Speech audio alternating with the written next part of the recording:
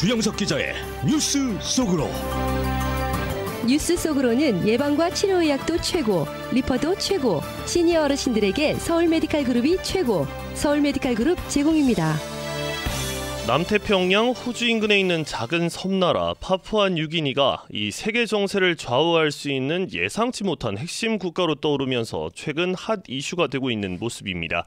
새로운 국제 질서를 놓고 장을 겨루는 미국과 중국의 군사 패권 경쟁이 치열한 가운데 이 미중 양국이 바로 호주 인근 남태평양에서 맞부딪히면서 충돌하고 있기 때문입니다. 지금 이 시대의 주역인 MZ세대들은 자신들의 개성 넘치는 가치관을 보여주고 있는데 그러다 보니 이 기업이나 기관들이 채용에 어려움을 겪고 있는 것으로 나타났습니다. 주영석 기자와 함께합니다. 안녕하십니까? 안녕하십니까? 요즘 파푸아뉴기니가 아주 핫한 국가로 떠오르고 있는데 왜 그런 겁니까? 예, 이 파푸아뉴기니가 바로 이 미국 방금 말씀하신 대로 미국과 중국 패권 경쟁의 한가운데 놓여 있기 때문에 아주 그 핫한 국가로 떠오르고 있습니다. 그러니까 태평양을 중심으로 놓고 보면 미국은 동쪽에 있고요, 중국은 서쪽에 있지 않습니까? 네, 그렇죠. 그래서 그 미중 양국이 정치적, 경제적, 문화적, 군사적 모든 면에서 지금 극한 대립으로 치닫고 있는데 특히 이 군사적으로 태평양 곳곳에 전선을 형성해가지고 대립하고 있고 서로를 견제하고 있는 그런 상황입니다. 그러다 보니까 이 태평양 도서국가들, 그러니까 태평양에 있는 섬나라들의 비중이 굉장히 커지고 있고요. 그러니까 남태평양의 대표적인 섬나라라고 할 수 있는 파푸아뉴기니가 굉장히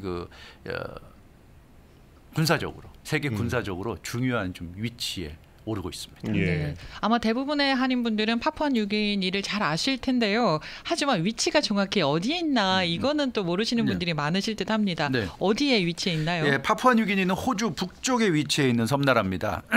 그래서 호주 북쪽에 있는데 좀 더 정확히 말씀드리면 호주를 놓고 볼 때 호주의 북서쪽에 인도네시아가 위치해 있고요. 파푸아뉴기니 위치는 호주의 북동쪽에 있습니다. 그러니까 호주 북서쪽 인도네시아 오른쪽에 동쪽에 파푸아뉴기니가 있고, 파푸아뉴기니의 동쪽에는 우리가 또 많이 들어본 솔로몬 제도가 있죠. 솔로몬 제도가 있습니다. 그래서 이 호주 북쪽에 이렇게 펼쳐져 있는 그런 여러 섬나라 중에 핵심 국가라고 할 수가 있겠고요. 인도네시아 동쪽에 있는 섬나라가 파푸아뉴기니입니다. 참고로 보면 호주 옆에 이제 뉴질랜드 있지 않습니까? 그렇죠. 뉴질랜드는 호주 동남쪽에 있습니다. 예. 그래서 파푸아뉴기니보다는 훨씬 더 남쪽에 있고요. 그런 면에서 동남쪽에 있는 뉴질랜드가 물론 이제 중요한 국가고 절대적인 미국의 동맹국인데 호주의 북동쪽에 있는 국가들은 좀 그런 면에서는 좀 유동적이라고 볼 수 있죠. 네. 미국의 절대적인 동맹 국가가 없는 상황인데 그러다 보니까 파푸아뉴기니의 어떤 비중이 굉장히 중요해졌다고 말씀드릴 수 있겠습니다. 근데 이 파푸아뉴기니 핫하기도 하겠지만 이 반대로 생각을 해보면 태풍의 눈이 될 수도 있을 것 같은데요. 이 중국이 그동안 이 남태평양 지역에 많은 관심을 나타내면서 이 관계 강화를 위해서 노력해온 성과가 드러나니까 미국이 또 견제하고 있는 분위기지 않습니까? 맞습니다. 남태평양 쪽에는 역시 호주와 뉴질랜드가 핵심 국가들이죠. 근데 아시다시피 모두 미국의 절대적인 우방 국가들입니다. 호주와 뉴질랜드는 영국, 캐나다와 더불어서 파이브 아이즈의 일원이잖아요. 그렇죠. 그래서 앵글로색슨 국가들이고 절대적인 미국의 동맹국입니다. 미국이 가장 믿을 수 있는 국가 전 세계에서 영국, 캐나다, 호주, 뉴질랜드 이 4개 국가입니다. 미국까지 포함해서 파이브 아이즈죠. 근데 이 중국 같은 경우는 남태평양에서 이 호주와 뉴질랜드가 워낙 확고한 미국 동맹이다 보니까 호주와 뉴질랜드를 제외한 다른 나라들을 지금 공략하기 시작한 겁니다. 그래서 솔로몬 제도를 비롯한 남태평양에 지난 수년간 공을 들여왔고요. 그 결과 지난해 솔로몬 제도와 안보 협정을 체결하는 데 성공했습니다. 중국과 솔로몬 제도가 안보 협정을 체결했어요.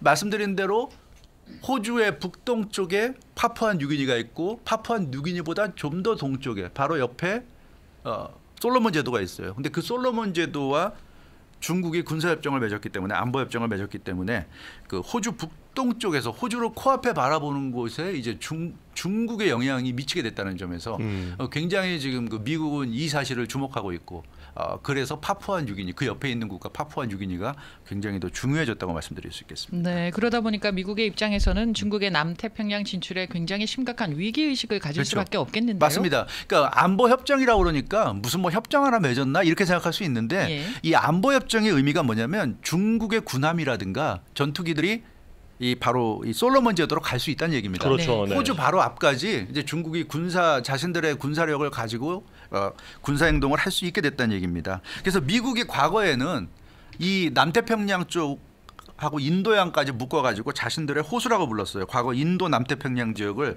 우리들의 호수다. 그러니까 인도, 방글라데시, 미얀마, 태국, 말레이시아, 인도네시아, 호주, 뉴질랜드까지 그렇죠. 이게 전부 다 미국의 세력권이었습니다. 그래서 인도양과 남태평양이 미국의 호수다 이런 말까지 할 정도로 자신감이 넘쳤는데 시진핑 주석이 집권한 이후에 중국이 지속적으로 남태평양 국가들을 공략했습니다. 그래서 남태평양 국가들이 대만과 다 단교했어요. 그 전까지는 대만과 외교적 관계를 유지하다가 시진핑 주석의 노력 덕분에 전부 다 단교를 해버렸습니다. 그래서 남태평양 섬나라들이 친중국적인 모습을 보였는데 작년에 이제 말씀드린 대로 솔로몬 제도가 안보 협정까지 체결하기에 이르렀습니다. 그래서 중국 병력, 군함 등이 솔로몬 제도에 상륙할 수 있게 됐고 주둔할 수 있게 된 그런 상황입니다. 그래서 이제 중국이 태평양 전역으로 군사력을 넓혀서 이제는 호주 앞바다에서까지 이제 미국과 중국이 대립할 수 있는 이제 그런 상황이 된 거죠. 그래서 미국 입장에서는 호주와 말씀드린 대로 호주, 뉴질랜드는 미국의 가장 강력한 또 가장 믿을 수 있는 우방이에요. 파이브 아이즈의 일원입니다. 그렇기 때문에 미국 입장에서는 이거 좌시할 수 없는 상황이죠. 그래서 파푸아뉴기니의 비중이 지금 커지고 있는 그런 상황입니다. 네, 이거 뭐 미국 앞마당까지 이제 중국이 네. 오성 홍기를 들고 나왔는데 이 미국이 그래서 파푸아뉴기니를 공략하고 나선 거지 않습니까? 예, 그렇습니다. 파푸아뉴기니도 다른 남태평양 국가들처럼 최근에 중국과 급격히 밀착되고 있던 상황입니다.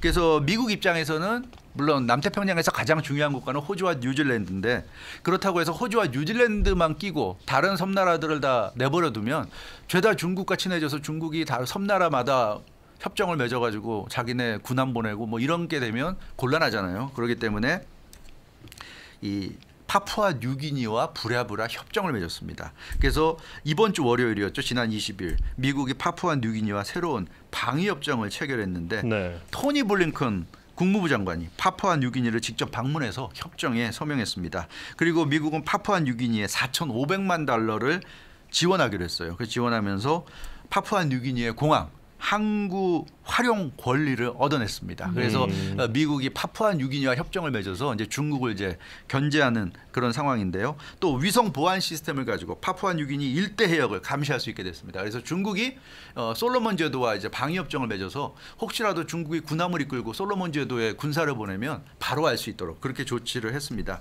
근데 원래 이 조 바이든 대통령이 직접 뉴기니를 방문할 계획이었어요. 근데 뭐 아시다시피 미국이 지금 그 연방정부 부채한도 협상 때문에 네, 맞습니다. 굉장히 이제 급한 상황이잖아요. 그래서 케빈 메카시 연방하원 의장과 단독 그 1대1 회담까지 지금 해야 되는 상황이고 그래서 결국 파푸아뉴기니 방문을 취소하고 토니 블링컨 국무부 장관을 보내서 협정을 체결한 겁니다. 네, 지도를 잠깐 봤는데요. 네.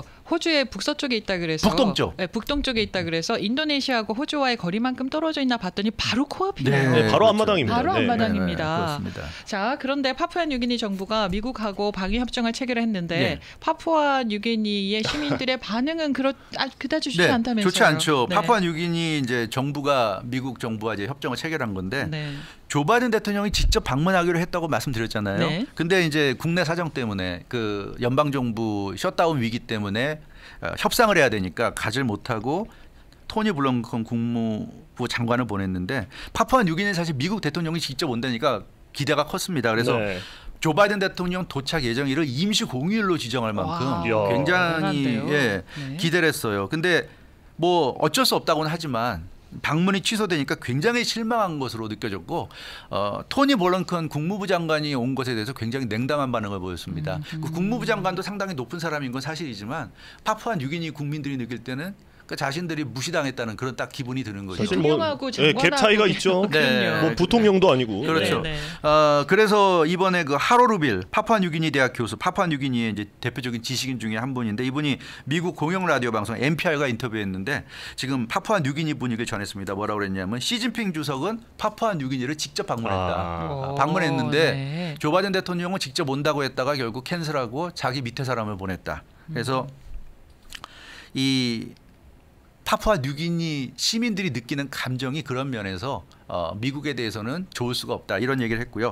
시진핑 주석은 파푸아뉴기니뿐만 아니라 남태평양 인근의 주요 섬나라들 지도자들과도 다 직접 만났다. 그런데 조 바이든 대통령은 호주랑 뉴질랜드밖에 모르지 않냐 이제 이런 얘기를 했어요. 그래서 중국과 비교했을 때 미국이 남태평양 섬나라들을 대수롭지 않게 여긴다는 사실을 또 한 번 보여줬다. 이렇게 파푸아뉴기니의 지식인이 NPR과 인터뷰에서 지적을 했고 그래서 파푸아뉴기니 일반 시민들도 지금 미국보다는 중국에 더 친밀감을 느끼고 있다고 그럽니다. 네. 그래서 일부 파푸아뉴기니 대학생들이 지난 월요일 미국과 파푸아뉴기니 방위협정 체결되는 그날 반대 시위를 벌였다고 그래요. 그러니까 미국의 파푸아뉴기니 주권 침해다. 이렇게 파푸아뉴기니 대학생들이 거리로 나와서 시위하면서 미국의 파푸아뉴기니 주권 침해다 이렇게 주장했고 중국을 화나게 할 거다. 지금 파푸아뉴기니는 중국의 지원을 받아서 굉장히 좋은 상황인데 또 미국과 방위협정을 맺음으로써 중국을 화나게 할 필요가 있냐. 중국은 파푸아뉴기니에 도로도 건설해주고 학교에도 돈을 지원해주고 나라에 지금 큰 도움을 주고 있는데 미국은 뭘 해줬냐 파푸아뉴기니에.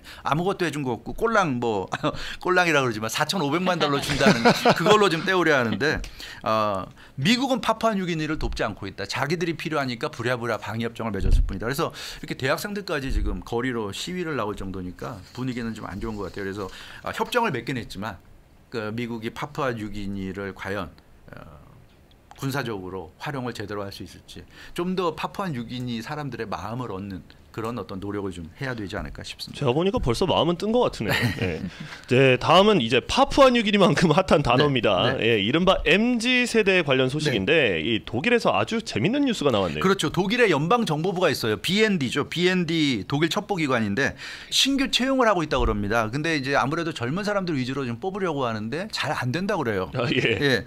그러니까 정보부 요원이니까 스파이 활동을 해야 됩니다. 뭐 간첩 활동, 스파이 활동까지 해야 될 사람을 뽑고 있는데 이 MZ 세대에 타협하지 않는 어떤 취향 때문에 이 MZ 세대를 지금 세대의 주역이 MZ 세대인데 MZ 세대를 채용하기가 참 어렵다. 그래서 지금 화제가 되고 있다고 합니다. 네. 아니 그러면은 무엇 때문에 기피하고 있는 거예요? 네. MZ 세대들이 스파이하면 멋있는데 말입니다. 그렇죠. 네. 어느 나라든지 그 나라를 대표하는 정보부에서 일하는 거는 엘리트들만이에요. 그렇죠. 아무나 뽑지 않잖아요. 네. 그럼요. 예, 뛰어난 사람들을 뽑는데 그래서 선망받는 직종일 수 있는데 MZ 세대가 싫어하는 이유가 재택근무 안 되고 휴대폰을 갖고 일할 수 없다 그런 이유 때문이라고 그럽니다. 그러니까 MZ 세대들은 재택근무를 굉장히 선호하고 항상 일터에서도 휴대폰을 손에 달고 일하면서 수시로 자기 휴대폰 갖고 이제 들여다보고 뭐 또 개인적인 활동을 하는데 정보부 요원은 정보를 다루는 일이잖아요. 그렇죠. 그러니까 개인 휴대폰을 사용해서는 안 된다는 거죠. 극비 사항이 새어나갈 수도 있기 때문에 정보부 요원으로 활약하는 동안에는 핸드폰은 집에 두고 와야 된다. 근데 이걸 MZ 세대들은 받아들일 수 없다는 거고요. 또 재택근무가 안 된다. 스파이 활동을 하는데 재택근무만으로는 안 되잖아요. 현장을 가고 해야 되는데 또 그게 싫은 거죠. 그러니까 그러면 우리는 아무리 많은 돈을 주고 아무리 뭐 대단한 잡이라고 해도 우리는 일할 수 없다. 이게 MZ 세대 반응이라고 그럽니다. 참 뭐 어느 나라든지 뭐 정보부에서 근무하면 뭐 아까도 말씀하셨지만 뭐 제임스 본드도 있고요 등등등이 있는데 이 신분이 보장되고 많은 급여와 혜택도 받고 이 나라에 도움이 되는 일을 많이 하게 되지 않습니까? 네, 그렇죠. 근데 상당히 선망받는 직업인데 MZ 세대들은 뭐 자신의 취향을 포기할 마음은 없는 모양이에요. 없는 것 같아요. 그래서 독일 BND 같은 경우 연방정보부가 6,500여 명이라고 그럽니다. 인원이. 근데 신규 인력 충원이 대단히 힘들다고 그러고요. 그러다 보니까 세계 각국의 정보기관들 중에서 재택근무 같이 MZ 세대 취향을 보장해 주는 것도 나타나고 있어요. 영국의 해외 정보국 SIS, MI6 같은 경우도 최근 채용 웹사이트에서 파격적인 조건을 제시했는데 개인 약속을 피해서 일할 수 있는 유연한 근무를 제공할 수 있다고 홍보했다고 합니다. 그러니까 당신이 뭐 술 약속이 있다거나 애인과 약속이 있다거나 뭐 어디 놀러 갈 약속이 있다 그러면 그런 개인 약속을 피해서 근무할 수 있다. 네, 정보 요원이요. 정보는 참 어떻게 보면 말이 안 되는 건데 아무튼 그런 약속을 지금 영국 같은 경우 해주고 있다고 그러고요. 미국의 중앙정보국 CIA도 재택근무와 관련해서 이것을 검토하는 여러 실무 그룹이 있다. 그러니까 CIA에서 일할 때 재택근무할 수도 있다. 뭐 이런 걸 내세우면서 네. 지금 채용을 하고 있다고 합니다. 이런 걸 안 하면 젊은 사람들을 채용을 할 수가 없대요. 그렇죠. 요즘 그런 네. 정도라고 합니다. 그러니까 네. 재택근무 뭐 일론 머스크 같은 경우는 재택근무는 도덕적으로 문제가 많다고 굉장히 비난까지 했지만 그러나 젊은 세대 취향은 역시 재택근무인 것 같습니다. 네. 근데 정보부뿐만이 아니고요. 네.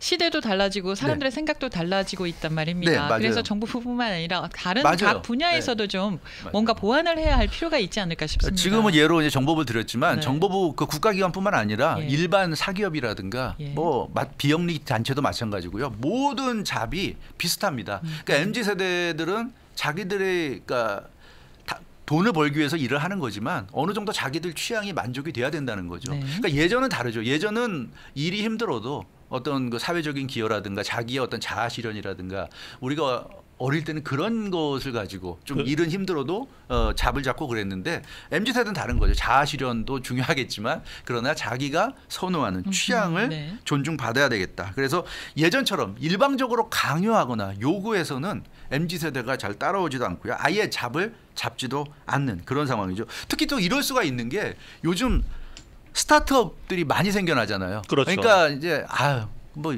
이것저것 요구하는 것도 많고 규제하는 것도 많아. 그럼 내가 그냥 기업 하나 차리고 말지. 작은 뭐 스타트업 하나 차려서 나 혼자 그냥 조그맣게 비즈니스 하고 말지. 그럴 수가 있어요. 그리고 뭐 1인 비즈니스도 활성화되고 있습니다.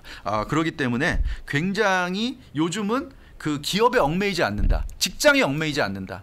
직장이 나를 언제든지 해고해도 상관없다. 나는 나 혼자 일해서 돈 벌 수 있다. 이제 이런 자신감이 넘치는 게 MZ 세대고요. 그러다 보니까 내 취향을 존중해 주든지 아니면은 나는 일할 생각이 없다. 이제 이런 얘기입니다. 그래서 예전에는 기업이나 기관이 갑이었는데 요즘은 더 이상 갑의 입장에 서 있다고 보기가 좀 어렵다는 거죠. MZ 세대는 아쉬워하지 않습니다. 네네. 네. 아쉬워하지 않는 그런. 네. 그래서 쌍방 소통이 기본인 시대이기 때문에 이런 MZ 세대의 특성을 잘 헤아리는 그런 곳에서 더 많은 인재를 채용할 수 있다는 거죠. 예전처럼 뭐 연장자다, 선배다, 직급이다 이런 거로 누를 수 있는 시대가 아닌 것 같습니다. 네, 뭐 많은 생각을 하게 되는 이슈였습니다.